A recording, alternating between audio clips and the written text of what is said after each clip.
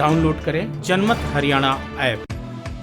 भले ही पहले supreme court और फिर चुनाव आयोग ने साफ कर दिया हो कि बिहार विधानसभा के साथ ही बड़ौदा का उपचुनाव होगा, लेकिन सितंबर महीने का पहला हफ्ता बीतने को है। अभी तक चुनाव आयोग ने ना तो बिहार विधानसभा चुनाव की घोषणा की है और ना ही देश के अलग अलग राज्यों के 65 विधानसभा सीटों पर होने वाले उपचुनाव का ऐलान किया है, जिससे साफ संकेत मिल रहा है कि बड़ौदा हलके में भी उपचुनाव अब कुछ दिन आगे सरक जाएगा।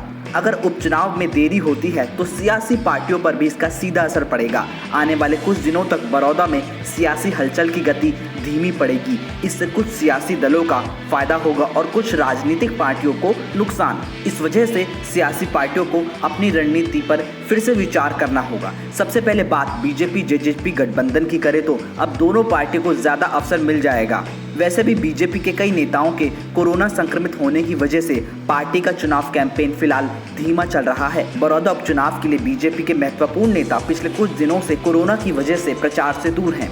जैसे जैसे इन नेताओं की रिपोर्ट नेगेटिव आएगी, बीजेपी के प्रचार में जान आएगी। कांग्रेस के नेता पिछले कई दिनों से सक्रिय हैं। लंबा चुनाव प्रचार और ऊपर से कोरोना महामारी का डर आने वाले दिनों में कांग्रेस के लिए किसी बड़ी चुनौती से कम नहीं होगा। इनेलो के पास इस चुनाव में खोने के लिए कुछ नहीं है और पाने के लिए बहुत कुछ है, लेकिन पहली पंक्ति के कद्दावर नेताओं की कमी इनेलो को बार बार इस उपचुनाव के कैंपेन में सता रही है। अकेले अभय चौटाला ही पार्टी ग्राफ को उठाने की कोशिश कर रहे हैं। अब लंबा प्रचार करने के लिए इनेलो को भी अपनी रणनीति बदलनी पड़ेगी।